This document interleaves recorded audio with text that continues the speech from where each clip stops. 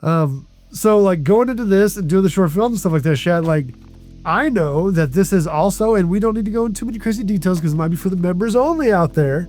Let's talk about some of the stuff that you're excited about that you've like, even like in your feature realm. Like I'm going to drop the flop right now. Like the flop's a big one. That you and I, we're flopping and dropping. Drop the flop. Like it talk about kind of the, like where, like with flop, use that as a transition to talk about like where you see your career in this realm going if you were to be able to do exactly what you wanted to do. Oh man, okay. So to talk about that, I'm gonna take you back to my high school days. When I was in the womb.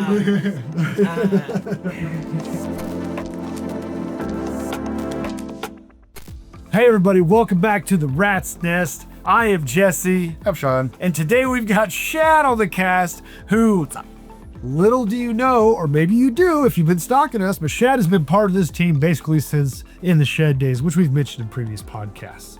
So today we're going to go over what Shad has gone through with the madness that is the filmmaking process on his end, what he's doing to kind of team up with us, and where he sees us going to the future. So, hey man.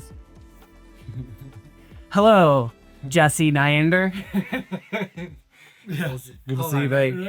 What's up? Right. So Great. So this crew of goofballs have been around for a while. We got some footage up on Facebook and everything of us like taking pictures on the beach and Laguna when we were doing stuff for V-Song, which you guys have heard about. But Shad, tell us how this all started. Who did you meet first? Was it Sean? Was it Jesse? Was it even Barrett? Like where were you in the world where we all came together? Run us how you came to where we are today. So I guess I'll go back a little bit further than that. I worked at a call center that I won't name by name because I don't think it's still around anymore.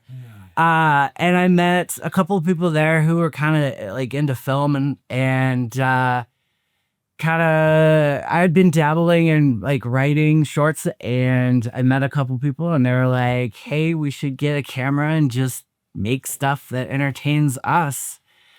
So that's kind of what we did with the goal of eventually making like a short. And then during that time, this guy worked there as well. So I got introduced to him. God, this was like 2010. So it's been a minute. Yeah, it's been a while. It's been a while. Ancient history, y'all. Ancient history. Some of us were still functioning like in our mid-20s, early 30s in 2010.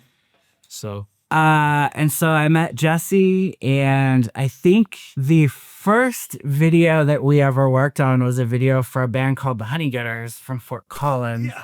I brought that up to Sean in the last cast. I couldn't remember if he'd worked on it with us, but you and I teamed up on that. Yeah, it was me and you. How did we get to that point? Do you remember? Cause I knew the Honey Getters because I was friends with a couple of them, and they were looking to shoot a music video. And after you and I had met and talked a couple times, and I think you met one of our mutual friends because if I remember correctly, he was reading something I was writing. And you saw it, and you guys started asking about what was going on. Was this Matt? Yes. Yes. That's part of the history too. Matt, tell us. That's a time period too. And then you started talking about Walking Dead because you had all the comic books, and we started talking about comic books and movies. And shout out to my boy Andrew. He gave me the whole series, and we'd read them in between calls, and we wait for calls coming in. Anyways, I didn't really read any of them because I didn't really get into comic books at that point, but it kind of made me realize that I had met somebody that I thought was real creative, and you started talking about making movies in high school and beyond, and all the stuff that you were doing before you moved to Fort Collins. And so we kind of hit it off real well, and I think I told you that I was looking to shoot a music video with the Honey Getters. And it was kind of the first real music video that I had ever shot. And I said, I don't know what I'm doing. And you obviously have done a bunch of stuff like this before. So that's kind of what put me on the path with you. And how I met Sean was through another mutual friend, Barrett. And he got introduced to me through another friend that I had. Actually, it was a Honey Getter. Shad has a lot of friends. And then... that's how I met Barrett. Through Barrett, I met Sean. And I'm not exactly sure on the history, but somehow you knew them as well, which was wild. So like Jesse had met them as well. So we all kind of like were like, holy, what the hell? It was kind of one of those things where just like groups meet each other and then we meet each other through other groups that we were in. But yeah, that was the first music video we did, and it was really funny and it was a good time. And we started making some other music videos after that. I think the next one we did was for Aaron Cookman. That's another one. Well, wait, hold on. I think there was a shipwreck video in there. That was after. That was after? That was after the Aaron? Yeah. Oh, wow. So we shot Aaron's video, and We got to pull up footage of that. That was us like figuring out how to do like Yeah. neon noir Yeah. lighting and stuff. Yeah, I don't know. You're part of that, right? Yeah. We were all just learning how to do better black and white. Yeah. I literally, and this was what I knew that I wanted to keep working with you guys, because Aaron asked me if I wanted to come on and direct. I'm not really a director. I do it by necessity when I do it because I don't know anybody else who can. And I literally was like, we were there on set and I was explaining to Sean and Jesse a shot that I had in my head of like light coming through like some off-screen window that didn't exist through blinds, so I could get those real stark lines. And somebody like ran to Home Depot and bought like a cheap blind. And then you guys just went in the corner for like 10 minutes and messed around and stuff. That's right, we did. And you We're got like hanging from the seat. We're like hanging on the seat stand. We're like, okay, how far away do we hang that? We saw they were like fiddling around the corner. Dude, I remember that. And they were like, what do you think about this? And we put Erin in the shot, and the blinds were like going across her face, like exactly how I saw it in my mind. And I think that was the moment where I was like, these guys know what they're doing. And if they don't, they will figure it out. We're faking it for sure. Oh yeah, dude, it was a fake. But like, also it's just like we wanted it to be good, so it's like, oh sure, we gotta figure this out, and we did, and that's how it came out. Yeah, and then we made a couple other music videos after that. We did one for The Coast Is Ours. That's what we were talking about last time. We was like an overproduction, like so much production. So much production. $200 or whatever. Shoot. But like we had access to a bunch of like lights. What do you call those lights that are on the Apollo, like the Apollo CD. Yeah. And Sean kind of came up with the idea of like, what if we just have these all in the background just flashing as they're playing when we do their like performance stuff. And it looked really freaking awesome. We got some really good shots, and we had like a So yeah, I mean, we made all the custom like filters. Yeah, and we were scratching them to make the lights bleed out and beam. So each band member had their own filter, and Yes, and we never reused it for each other. Yeah, I thought that's kind of fun. that was super cool. And then that video turned out really well as well. And then the last video I think we shot before we kind of stopped making music videos for a minute was the what was the band's name that you just said? Shipwreck. Chasing. Yeah. And that was a fun video too, because I just remember there was this like old decrepit barn that the owner told us probably don't go into, and we just did anyway. You need to. We need to. It was such a cool location, and the band was all down for it, and so we went. And I remember Jesse standing on a ladder, hanging lights. Like what? I don't even know what you used to like pull across, like drape the lights over. It was just like you'd go to buy at like a Ace Hardware or something, where you just get like drop lights or like 3 or 4 lights that ran off like some kind of daisy chain system for like a Christmas tree.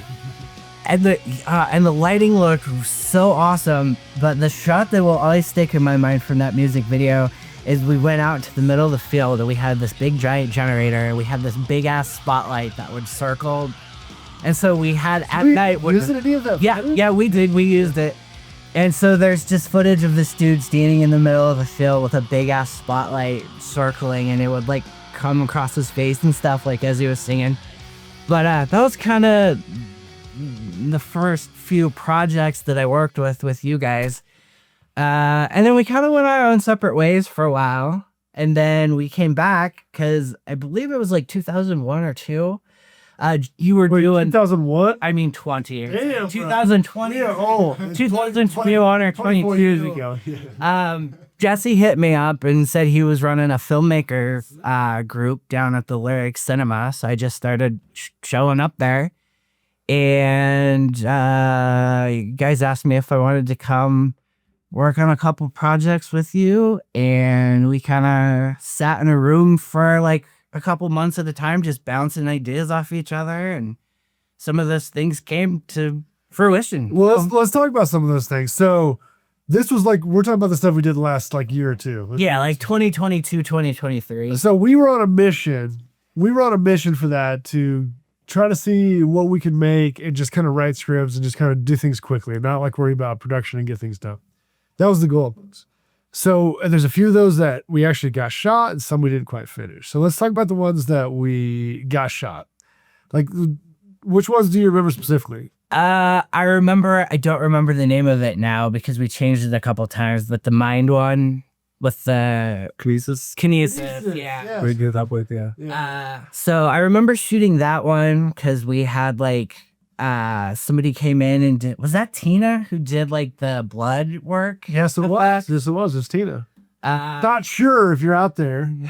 Not sure usually tunes in and writes some stuff in it. So that was the first time that I met Tina, and I think that one was not, I think because we were just trying to get back in the groove of things. I think, and my writing was not very good.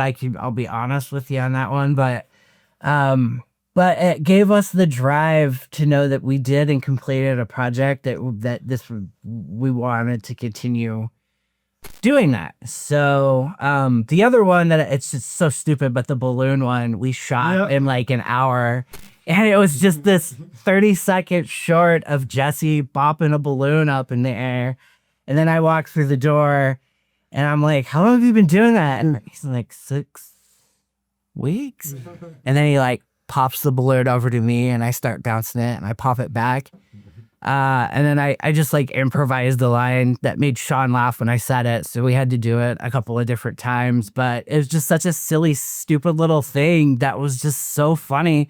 And it made it into a showcase as well. And it got a laugh of us popping the balloon back and forth. It's just such a silly, simple idea, but it worked and it got laughs. Yeah, and that was like a readjustment, because we went from like doing a high production thing where we were trying to do a bunch of stuff, and then we realized that if we just know our timing, we could do something else.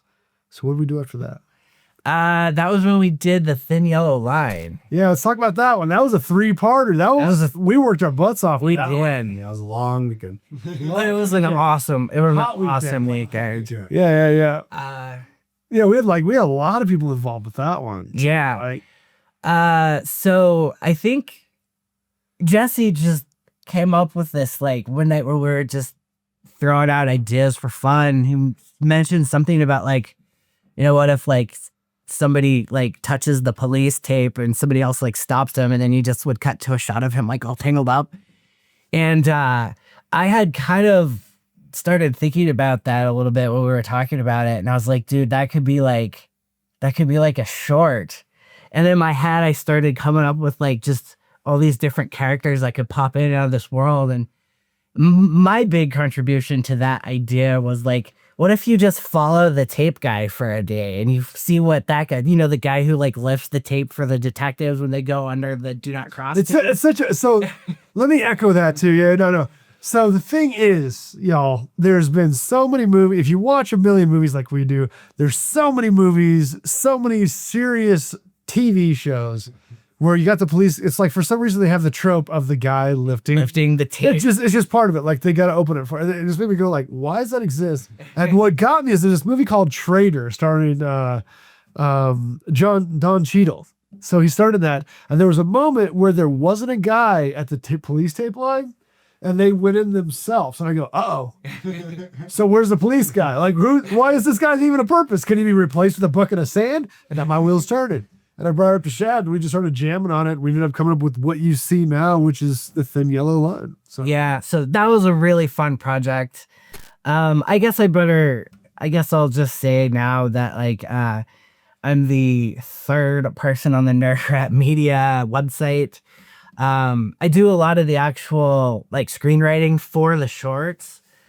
We're like screenwriting. I'm just kidding. But what I like working what I like about working with you guys is that we can bounce all these crazy ideas off, and when we hit on something funny that we're all laughing at, we can all come up with these crazy ideas, and we like write down all the good stuff. And then I trust these guys enough to know that whatever ends up in the finished project is going to be the best thing for that project. And these guys, I think, trust me enough to know that when we have an idea, I can take that and put it into like an actual script that's like readable, you know, and it's not just like words on a page.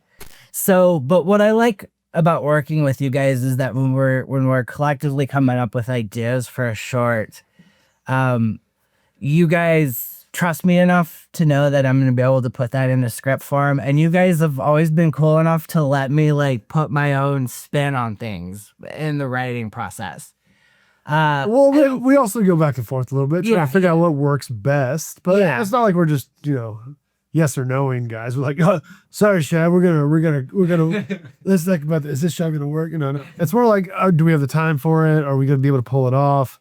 Which is the dance of the writing team, the director team, and the cinematography team. That's just how it works. Yeah, but I don't know. I've always just appreciated the fact that you guys will let me kind of put my own spin on things. Whether that ends up in the final or not, that's a whole other thing we can talk about. But and I feel like that too when we do music videos, I do a lot of the AD stuff. So like I'm keeping track of people, I'm keeping track of time, I make sure we get all the shots that we need.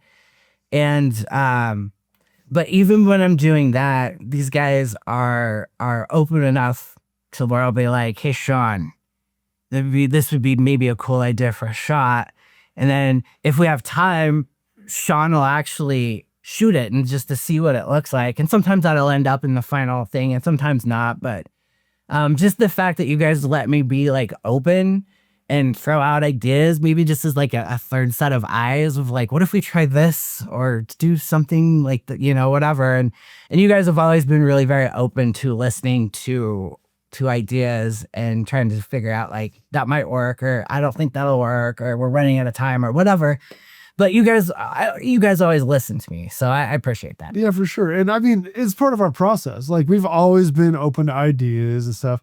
And I'm sure once there's a budget that we're making sure we're managing on, we've got to like cut things in the pre-production. Have more than 1 day of shooting. One day of shooting. You do more. Yeah, or just you know, like 3 to 6 months to a year of pre-production planning for something. Just how much we could get done in like 10 days or something. But that's the idea, is that the whole filmmaking takes a village to make a film. So whenever we're working with each other, there is no way that everyone's going to be on the same page unless you communicate about it. Yeah. So some of that communication is like figuring out what works on set, what doesn't work in the writing room, what doesn't work in pre-production, what doesn't work in the edit bay. Though there's a bunch of don'ts. That always happens. Like, that didn't work. That didn't work. So it's got to the point now where like half the time, if there's something that doesn't work, and I think you guys can attest to this, we'll go, what are like 2 to 3 ways that we can pull it off that are either like, okay, we're going to have to go into the edit bay and After Effects and do something amazing for this, or we're going to do it on set and make it look as real as we can. Or the third is a combination of the two, or we just dump it as the floor. We can't, it just looks so bad, or it just doesn't work, or it's just too cheesy or whatever. But that right there is years and years of practice of us doing this in trial and error. And one of the reasons why we enjoy working with you, or I enjoy working with you specifically, is because you and I mean, audience, like the truth be told, Shad and I have headbutted on a lot of things because we are both growing in the right direction. Like, what does it mean to be a filmmaker? And it's like, this isn't working, or this is working, or I want to try this, or I don't want to try this. And then we have to come to an agreement, because if we don't, the film dies. Like, you have to do it. So making a film takes a village, and it takes a village of people that you like, don't like, work well with, don't work well with, figuring out how to make something come out of the end of that isn't just a throwaway thing that no one's going to want to watch again. So that's why we work so well together, is that training, that practice that we've put in the years on and stuff like that. So like going into this and doing the short film and stuff like that, Shad, like, I know that this is also, and we don't need to go into too many crazy details because it might be for the members only out there, let's talk about some of the stuff that you're excited about that you've like, even like in your feature realm. Like, I'm going to drop the flop right now. Like, the flop's a big one that you and I have. We're flopping and dropping. Drop the flop. Like, it talk about kind of the, like where, like with flop, use that as a transition to talk about like where you see your career in this realm going if you were to be able to do exactly what you wanted to do. Oh man. Okay. So to talk about that, I'm gonna take you back to my high school days. When I was in the womb. So my buddy and I in high school, Josh, we would just take the camera on the weekends and just go film shit that would make things that would make us laugh. And that's kind of where I got my like my basis for like my sense of humor. And that's carried with me through the rest of my entire life. Like, I love laughing. I love seeing something hilarious on the screen. I love being able to do something that will make other people laugh. So that's kind of like my basis for when I'm writing things. And a lot of times I will write comedy because I feel like that's what I love doing the most, but I feel like it's also like my wheelhouse, if that makes sense. So I started writing comedic shorts years and years ago, and of course, you know, nobody will ever see those Unless we show up here. Pull them up. Yeah, pull them up right now. Freeze the video. But this is, again, we're going back to like 2011 or 12, and I had this idea in my head for a script called Deadbeats, where it's just about two guys who are working at a what would you call it, a paper factory where they like make toilet paper and paper towel and things like that, who somehow just through a crazy series of events get mixed into this drug ring, and then it gets like crazier and crazier for them. But I really was calling back to like movies from the 90s, like the buddy comedies that you just don't see anymore, you know, kind of like Blue Streak a little bit, but like more vulgar. Dumb and Dumber is one of my favorite comedies. I love Something About Mary. I like What the Lonely Island does. So I kind of wanted to tap into that with Deadbeats, and I spent literally years writing that screenplay to a point where it was good enough to like show people and submit to screenplay competitions and things like that. And I got really good feedback from Screencraft. And so that made me really want to kind of write more comedy. As far as the shorts that we do, most of the shorts that we've done have just been from us in a room, and somebody will say something that will make the other two laugh, and then we'll just keep piling on jokes, and we'll just keep adding to the conversation. And like with Thin Blue Line, it was one of the. I'm sorry. No, that's Jamie Lee Curtis from like 1987 or something. I don't know. But yeah, it was one of those things where it was just that, and we just kept piling on jokes and coming up with sight gags and lines of dialogue and character traits and things like that. And so that was one of the funner projects that I got to work on for short films, just because it did come from this insane, crazy idea where we were just bouncing things off of each other.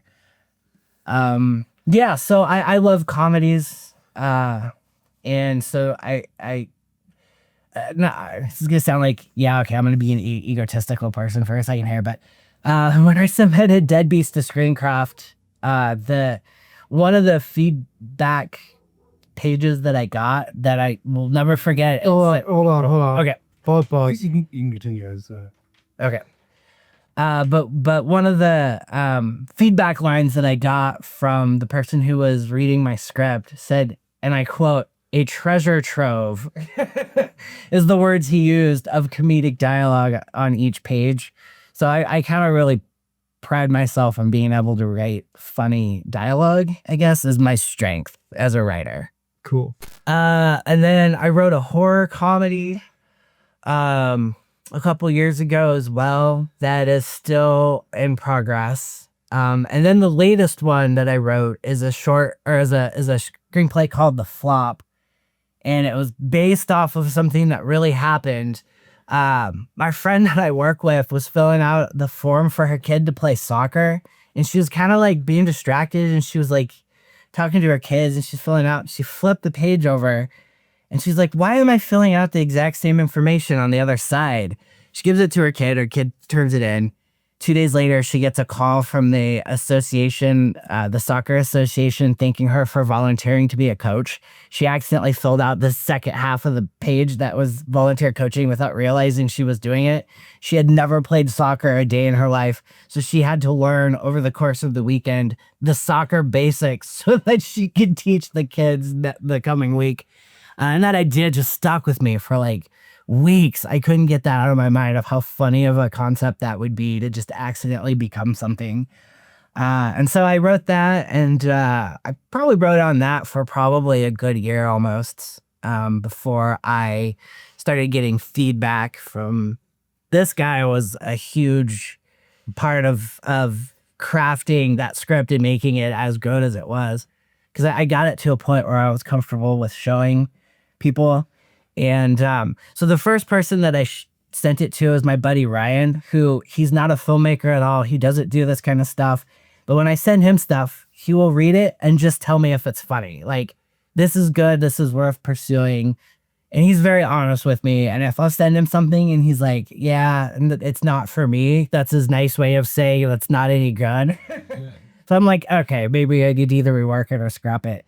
That he sent me some feedback, and he was like, and it was just like a third or fourth draft at that point, and he was like, this is a really solid idea and it's really funny.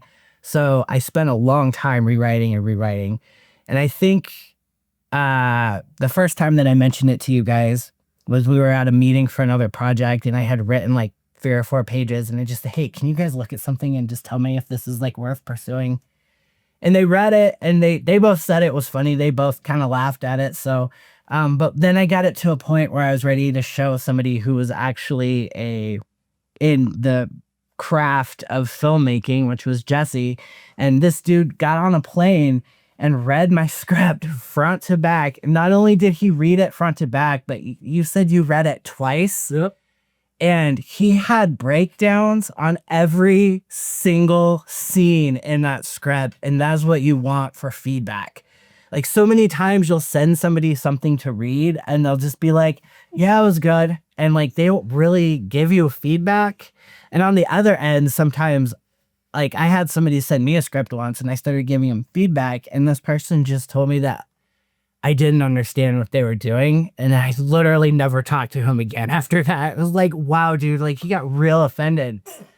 But when you're getting feedback, I think honesty is important, because there were things that I was legitimately missing from that script that you helped bring to light of like, okay, I'm missing these beats.